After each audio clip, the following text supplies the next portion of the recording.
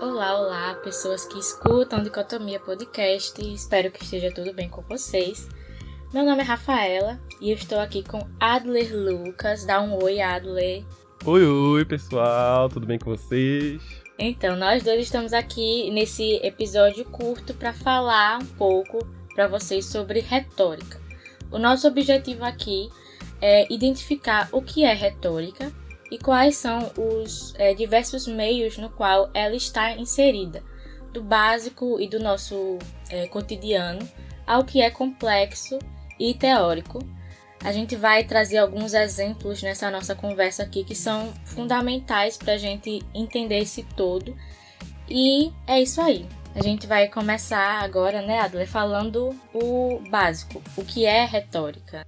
Sim, é importante falar sobre retórica pro nosso meio político, porque a gente não consegue viver assim sem retórica no dia a dia, inclusive também na parte mais complexa teórica, quando a gente estuda relações internacionais. Acho que todos nós conseguimos lembrar de algum momento em que teve algum ponto de retórica. Nesse sentido, eu acho que é também importante lembrar que retórica facilmente seria um episódio do ABC das RIs, mas a gente preferiu dessa forma porque tem muita conversa, então talvez a gente trocar uma ideia, eu e Rafa aqui, talvez fique mais fácil de você que está ouvindo entender. A gente pode começar então falando o que é retórica. E aí, Rafa, explica pra gente. Pois é, menino, vamos começar do começo, de onde surgiu, de onde nasceu a retórica. Então, esse nascimento ele é geralmente atribuído a Córax, do século V a.C., na Sicília, em um período que foi caracterizado pela transição de um governo tirânico para um regime mais democrático. Então, nesse tempo, tinha muitos conflitos judiciários, né, que foram ali travados pelos cidadãos que tiveram seus bens tomados por aquela antiga tirania. E ali eles abriram vários processos judiciais na época para tentar reaver os seus bens, né, recuperar os seus bens. Porém, a gente não, né? Eles, naquela época, não tinham essa figura do advogado, do defensor que a gente tem hoje. Então, eles mesmos que tinham que fazer as suas teses, né? Construir os seus argumentos para ir diante daquele poder, tentar recuperar os seus bens, né? Tentar solucionar as suas causas. E aí, Córax, né, esse cara que eu tinha falado lá no início, vendo essa crescente necessidade da elaboração discursiva no meio cidadão ali, ele, cerca de 400 anos antes de Cristo, lançou o primeiro tratado metódico sobre a arte da palavra, que era um manual que apresentava formas de apresentar uma tese para vencer qualquer demanda. E aí, nesse momento, a retórica, entendida como a arte de persuadir, ela adquiria mais prestígio. E aí a gente pode fazer um outro salto histórico, né, já para Aristóteles, na Antiguidade Clássica, que ele sistematizou os estudos sobre os meios de persuasão. Mas antes de Aristóteles, né, Adler, a gente já tinha uma outra galera que falava que usava, né, das palavras como meio para conseguir os seus interesses, não eram tão bem vistos, né? Isso, exatamente. Fazendo aí esse salto aí, essa ponte aérea, na Grécia Antiga surgiram os sofistas, e provavelmente você escutou falar sobre os sofistas no ensino médio, essa corrente filosófica que existiu mais ou menos nesse período que Rafa falou de 400 anos antes de Cristo. E nesse sentido, os sofistas surgem com o princípio de manipulação da palavra, você saber utilizar a palavra para se defender. Eles acreditavam que a verdade ela não era absoluta, né? E ela podia ser moldada, ela podia ser colocada da forma que favorecesse os seus interesses ou o interesse de uma outra pessoa. E nesse sentido é interessante também colocar que muita gente atribui, né, muitos historiadores e pesquisadores atribuem o exercício da advocacia, sim, o advogado, a profissão do advogado atual, tendo o surgimento dos sofistas, já que eram os sofistas que na época da Grécia Antiga faziam uma espécie de defesa, da advocacia, assim, não necessariamente nos termos que a gente conhece hoje, mas que defendiam lá os seus clientes e as pessoas que tinham interesse nessa defesa. Então, posteriormente, Aristóteles surge como um outro nome que também vai falar sobre retórica, como Rafa falou. E Rafa pode explicar um pouquinho mais do que Aristóteles pensava e como ele fazia contraponto aos sofistas. Então, Aristóteles, ele fez como eu ia dizendo, essa sistematização dos estudos sobre os meios de persuasão em 4 dimensões argumentativas. Primeiro, a demonstração, e depois sofística, retórica e dialética. A gente não vai descer muito nesse assunto, porque pode ficar um pouco chato e também um pouco mais complexo, mas Aristóteles, ele tratava essa arte da palavra, né, da persuasão nessas 4 dimensões. E sobre retórica e sofística, eu lembro que em um dos meus estudos para a gente fazer esse episódio, eu vi que eram linhas assim muito parecidas, mas que se diferenciavam exatamente nesse ponto que Adler falou, né? Esses sofistas viam a verdade como algo flexível, como algo maleável, que você pode ajustar ali de acordo com os seus interesses. E retórica não vai muito por essa linha, né? Ambas usam a palavra como essa arte de persuasão, né? De você construir os seus argumentos de uma forma mais elaborada e tudo mais, para você conseguir os seus interesses, mas esses sofistas, eles iam por essa outra linha que ia mais até para um lado perigoso, de você tornar o que é verdade como algo flexível, como algo maleável, que você pode adaptar ao seu bel prazer, né, de acordo com seus próprios interesses. Então, mais ou menos por aí. E aí, já pra gente finalizar essa mini linha histórica do nascimento da retórica, a gente chega na Idade Média, onde essa retórica perde o seu status adquirido com essa sistematização de Aristóteles, e ela ganha esse teor mais negativo, que a gente pode até ver nos nossos dias atuais. Porque naquela época, com a ideia de verdade absoluta, daquela moral cristã, então a gente via que retórica, né, sofística, não eram coisas tão positivas assim, porque elas não traziam algo de absoluto para o que era verdade, né? Então, por isso que nessa época ganhou esse caráter um pouco mais negativo. Mas aí acho que agora, Adley, a gente pode falar sobre o que não é retórica, né? Porque a gente já falou demais nessa linha histórica sobre o que seria para os clássicos, né? Para aqueles que são tidos como fundadores, né, dessa área e tudo mais, mas o que não seria retórica? Para a gente clarear mais um pouco aqui as nossas ideias. Exatamente sobre esse ponto que você estava falando, Rafa, o quanto a retórica pode se tornar perigosa, que aí a gente tem a necessidade de comentar o que não é retórica. Porque a gente meio que entendeu já que a retórica é a arte de convencimento, é a arte de você conseguir organizar bem as ideias e flexionar bem as palavras. Nesse sentido, a retórica a gente não pode confundir com a mentira ou com as distorções de fatos. A retórica, como a gente falou, ela pega a verdade, ela pega as palavras e organiza elas, ideias, de uma forma mais simples e uma forma de conseguir convencer quem escuta o discurso. Então, a retórica, de modo algum, vai contar mentiras sobre certo fato ou certa ocasião. Isso deixa de ser retórica, passa a ser mentira, né? Como eu estou bem falando aqui. Não tem nada a ver distorção de fatos, fake news, mentiras com retórica. A retórica é, como a gente já está falando e repetindo várias vezes, a ideia de você convencer através da palavra, convencer através da arte de falar. E nesse sentido também é interessante que a gente toque no ponto que retórica é também diferente de oratória. Existe uma certa confusão por algumas vezes. A oratória é falar bem, é aquela pessoa que é eloquente, tem uma boa dicção, utiliza bem as palavras. Então, nesse sentido, ela pode falar muito bem, mas não ter um argumento tão relevante, tão pertinente. E a retórica é justamente você ter essa possibilidade de ter uma pertinência no que você fala.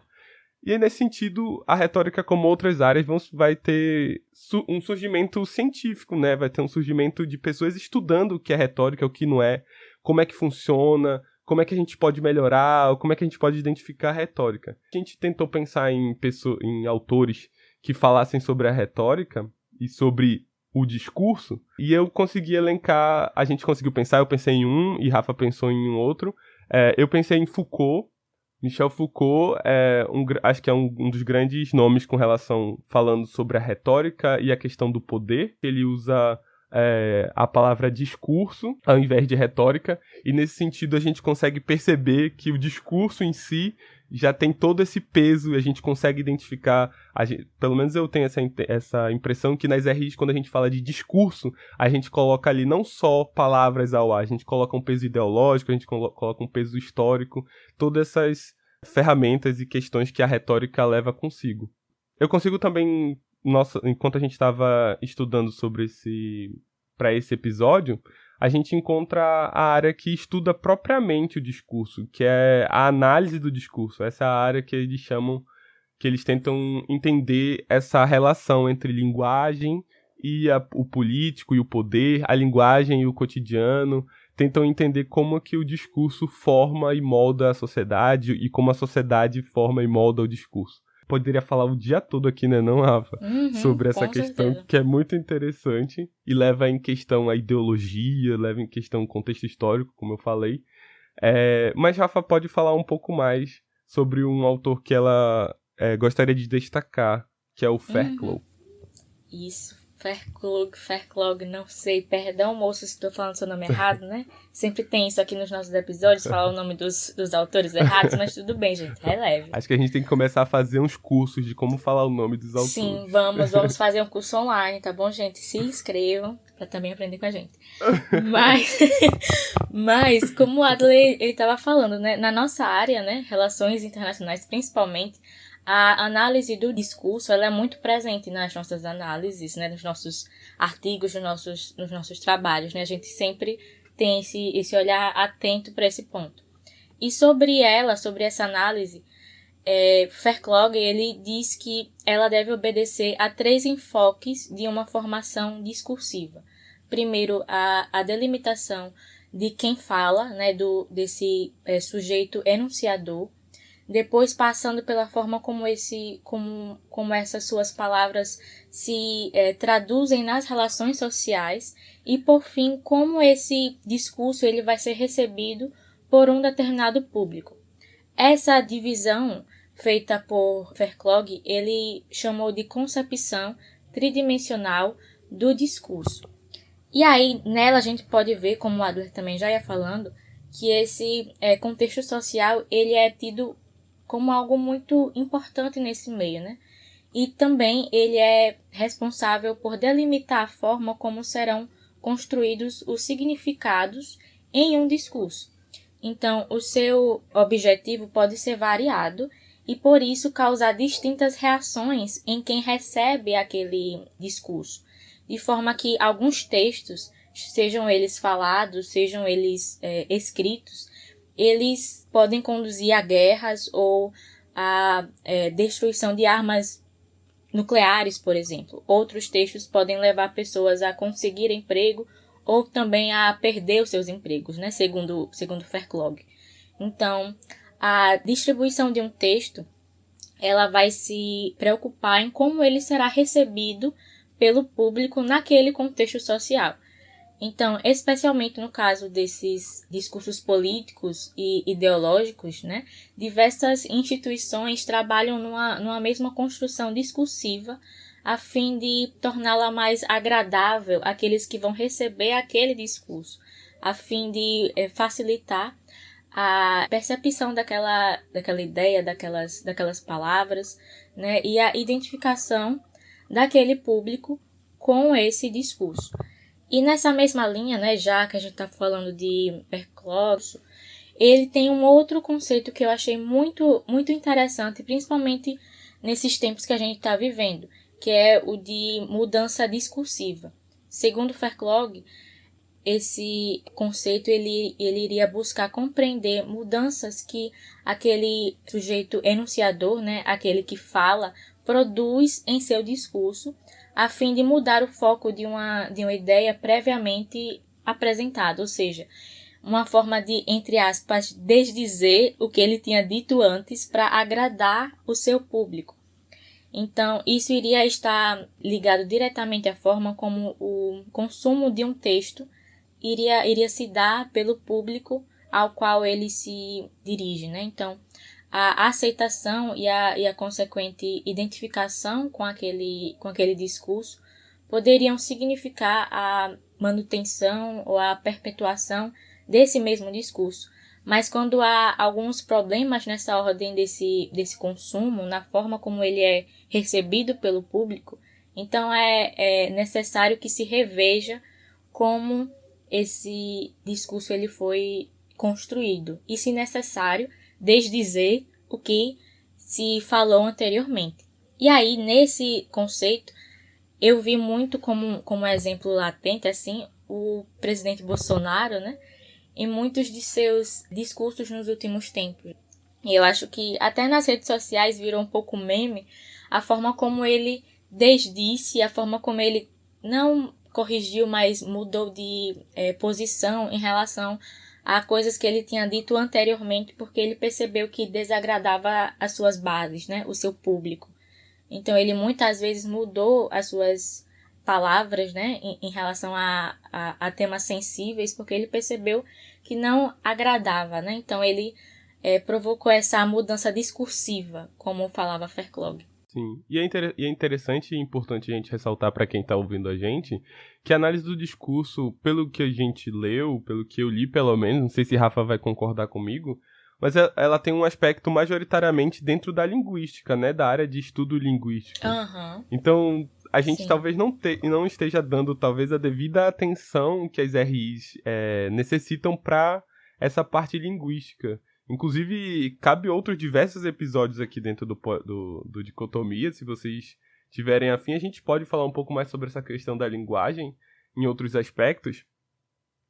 Mas é isso que eu queria reforçar, que apesar da gente estar tentando trazer essa análise do discurso da linguística para a gente das relações internacionais, a área ela é voltada basicamente, ela nasce e tem muito território, muito fundamento dentro da área da linguística. Acho que a gente podia citar outros exemplos, outros inúmeros, e a gente elencou aqui uns 3, eu acho, aqui, se duvidar tem muito mais, e a gente pode entrar nessa área para tentar explicar a importância de falar de retórica dentro das RIs e como a gente talvez não esteja dando a devida atenção para ela. Sim, sim. Então, dentro das relações internacionais, né, de forma mais específica dentro das teorias das relações internacionais, aquelas de cunho mais construtivista observam esse discurso, também a identidade como elementos fundamentais nas suas análises, nos seus trabalhos. Então, para essas teorias, esse discurso seria como um construtor das ideias, sempre presente ali e sempre influenciador dos rumos políticos, né, vamos dizer assim. Então, nesse sentido, a construção das identidades se dá dentro de uma estrutura e os elementos discursivos ajudam a entender como essas construções são feitas. E isso é importante para que se consiga compreender, por exemplo, um outro exemplo aqui, aquele que a gente sempre cita nesse podcast, não é mesmo? Que é a alteridade. Isso iria nos ajudar a entender, por exemplo, como o eu construído em relação a um outro. Nesse processo de alteridade ou também de complementariedade, que muitas vezes a gente vê, por exemplo, também na segurança. Essa construção de amigos e inimigos, de aliados e inimigos, de um eu e de um outro, né? Então, esse discurso ele é muito presente nesses estudos de segurança, por exemplo, né? Então, dentro das RI a gente consegue ver essas presenças do discurso como algo fundamental, como algo determinante até certo ponto, né? Sim, e quando a gente fala sobre discurso nas RIs, é impossível não lembrar da Assembleia Geral da ONU, né, que ocorreu recentemente, em setembro, e eu acho que é o ponto auge, assim, das RIs e que todo analista de relações internacionais fica esperando, porque sabe que tem muita importância, sabe que tem muito a ser dito e tem muito a ser analisado dentro do discurso dos líderes e chefes de governo e de Estado dos países ao redor do mundo. Tem outras reuniões, é evidente, ao redor ali da cúpula principal da Assembleia Geral da ONU, mas o que a gente toma atenção, a gente espera imediatamente, é o discurso de cada chefe ali naquele púlpito ali, falando pro resto do mundo, e todo mundo para observar. E é muito importante observar o que é dito, porque aquilo dali vai nortear as políticas de cada governo, as políticas de cada país, o seu comportamento. Essa última que aconteceu agora em setembro, a gente olhou para o discurso do presidente brasileiro Jair Messias Bolsonaro, que tradicionalmente faz o primeiro discurso, como sempre fez, o Brasil fez, e a gente ficou observando o que ele ia falar. Para quem não viu, quem não escutou o discurso, eu gostaria de lembrá-los que tem um episódio de número 30 lá no Dicotomia Podcast. Olha só o merchan. Exatamente. Grande Paula Renata aí. Exatamente. Paula Renata traz um pouquinho da análise do discurso que Bolsonaro fez. Tá muito interessante e tá curtinho, gente. Tá bem legal o episódio. Dá para vocês irem lá na plataforma que vocês gostam de usar para escutar o podcast e dar o play nesse episódio. E aí, um dos destaques que eu trago da relação desse discurso do Bolsonaro é quando ele falou que o Brasil tem uma das melhores legislações com relação ao meio ambiente, à proteção do meio ambiente. Menções honrosas aqui ao Rodrigo, que trouxe essa informação também. E, de fato, realmente, o Brasil tem uma das melhores legislações no que tange a questão do meio ambiente. Infelizmente, falta executar essa legislação, falta executar a lei, colocá-la em prática. Então, nesse sentido, a retórica esteve presente. Quem escuta e fala, o Brasil tem a melhor legislação, consegue entender que talvez o Brasil seja o melhor país para cuidar do meio ambiente. Mas, na verdade, no fundo, não é bem isso que se tem como verdade, né? Então, esse é o destaque que eu trago do discurso do Bolsonaro na ONU, que reflete, evidentemente, o que a gente está falando sobre retórica. Um outro ponto que cabe destaque e que aí vem aí no Dicotomia Podcast, né? Aguardem os próximos episódios. Já tô dando um leve spoiler aqui para vocês entenderem. Um spoiler ao Pois vivaço. É a questão da hipocrisia dentro das relações internacionais. E nesse sentido, de novo, a gente volta para as falas dos chefes líderes de Estado de cada país, que muitas vezes falam uma coisa, estão na frente das câmeras, estão dando entrevista, falam uma coisa, e na prática, fazem totalmente diferente. A retórica, como o Rafa destacou anteriormente, é agradar o seu público eleitor, agradar a sociedade internacional, vai moldando esse discurso, essa retórica do líder, e quando chega a hora de praticá-la, não consegue fazer. Então essa discrepância entre fala e prática é muito, muito, muito frequente nas relações internacionais e característico. Por fim, um último tópico aqui para a gente levantar sobre a retórica e caminhar um pouquinho para o final do nosso episódio, mais uma reflexão sobre se a retórica ela serve para o bem ou para o mal. Se ela serve como forma de tentar moldar, de tentar pensar melhores governos, ou se ela serve simplesmente para manipular e deixar pessoas acreditando numa fala específica. O que você acha, Rafa? Eita, pega. Qual a sua opinião? Sim, Vou botar você nessa saia justa. Eu acho complexo. Não, eu realmente não sei, assim. A gente leu muita coisa pra esse episódio, né? Mas no final, conclusões, não as tenho.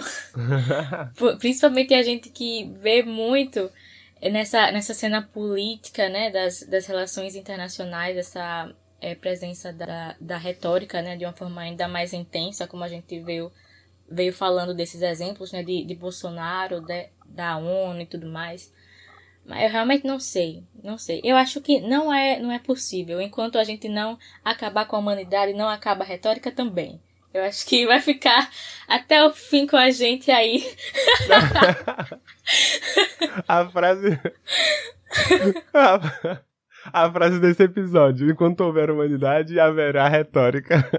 Haverá retórica. E se é bom ou mal, também não sabemos. Só sabemos que continuará aqui presente conosco nessa jornada que se chama vida.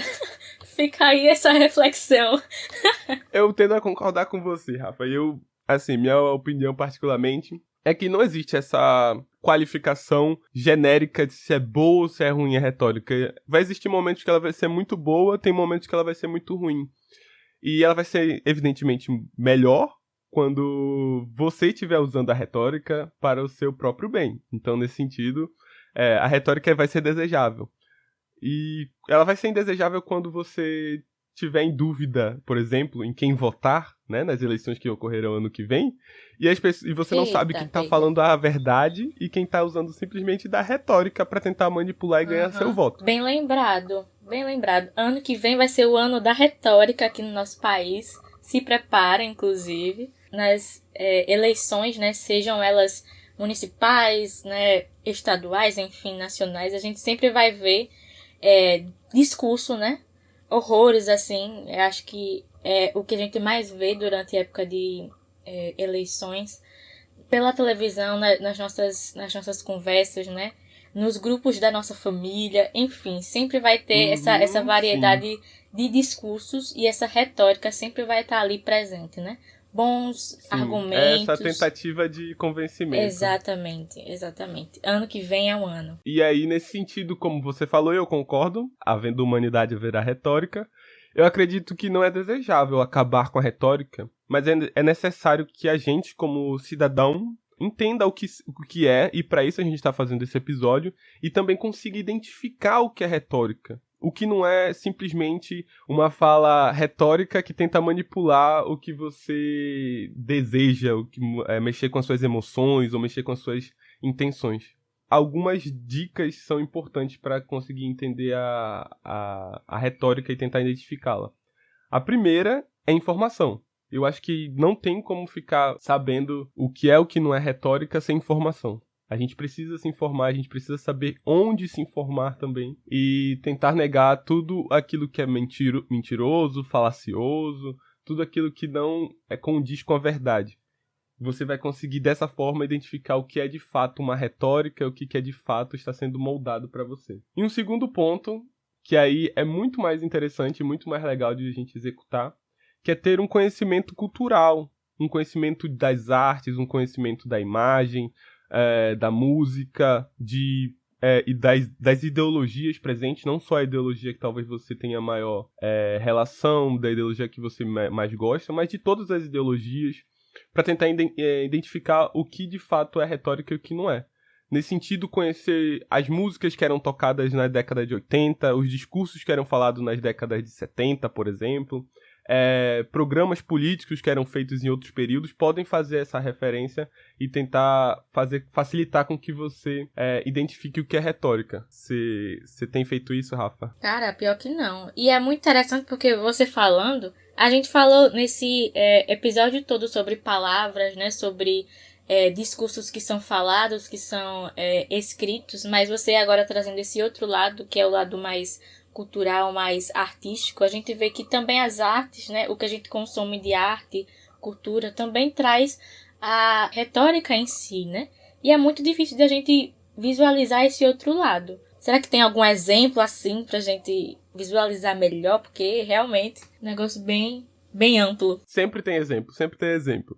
O exemplo que eu vou trazer é o exemplo que aconteceu também no Brasil. O Brasil está cheio de retórica. Grande país. Esse é um grande país mesmo.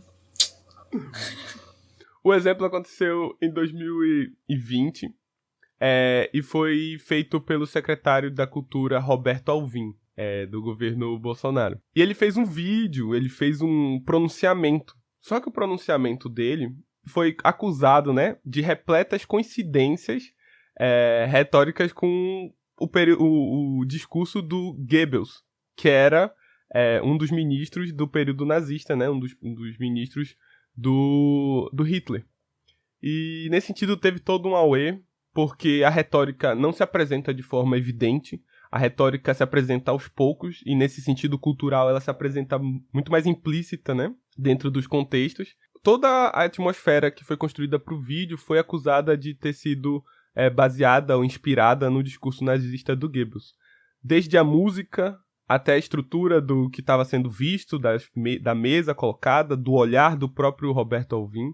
Para mim, eu confesso que no momento em que eu vi o discurso, para mim passou batido, eu não conhecia, eu não sabia que eu não tinha esse conhecimento sobre a música, sobre o Goebbels, que ele olhava dessa forma, que ele se comportava dessa forma, as falas. E, inclusive, trechos de falas do Joseph Goebbels foram reproduzidos pelo Alvim. E eu não conhecia, então pra mim passaria totalmente batido, pra mim passaria como uma coisa normal. O que outras pessoas, diferente de mim, conseguiriam identificar, provavelmente por conta desse conhecimento histórico-cultural do período nazista. E esse é um dos exemplos, eu acho que é um exemplo muito evidente, é um exemplo, inclusive, grotesco, né? É um exemplo que a gente precisa identificar, e por isso a importância de entender a retórica para conseguir combater esse tipo de discurso que às vezes a gente não consegue enxergar. Tem muitos outros, né? Eu acho que vocês conseguiram imaginar os tantos outros que devem haver. É, complexo. Então, pra gente finalizar, eu acho que a gente pode falar as nossas indicações e as nossas referências, né, Adler? Pode começar você aí. A minha indicação de hoje vai ser o livro do Michel Foucault, que é A Ordem do Discurso. Eu, particularmente, acho que é um livro simples de ler, eu não acho que ele seja um livro tão difícil, e eu consigo ver muita relação do que é colocado no livro e com a questão, e essa relação de poder é o objetivo do Michel Foucault, é por isso que eu consigo ver, né? Mas é muito bom o livro e consegue demonstrar como a fala, como o discurso tem poder. Arrasou. E pra mim eu vou trazer 3 referências aqui, 2 que basearam muitas das minhas falas nesse episódio. O primeiro é um artigo chamado Retórica, Argumentação e Discurso em Retrospectiva, da Maísa de Pádua Teixeira Paulinelli.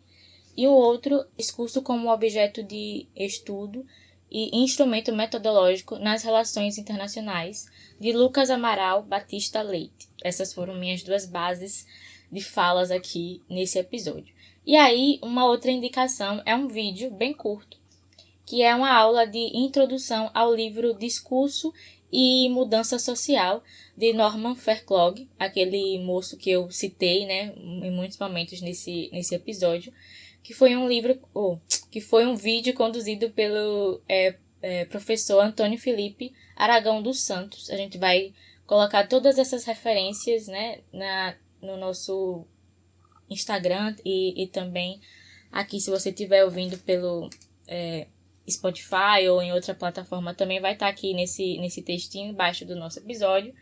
E aí você pode se aprofundar ainda mais nesse assunto tão vasto que é retórica, que é discurso. E esse episódio foi só uma passada superficial, vamos dizer assim, sobre esse vasto assunto que não pretendeu esgotá-lo, né, mas somente apresentá-lo. Então, é isso, Adler, mais alguma coisa aí? Eu vou falar que o assunto tá muito interessante. Muito interessante e muito atual. Falar pra galera seguir o nosso @, no Instagram, em todas as outras redes sociais. Instagram, sim. No Instagram, no Twitter, enfim. É o @dicotomia_cast. Siga a gente lá, dê os plays nas suas plataformas favoritas e é isso. É isso aí, galera. Acho que podemos dar tchau. Agora é hora de dar tchau. Obrigado por ouvir até aqui. Escute sempre Dicotomia Podcast. E é isso. Valeu, galera. Tchau.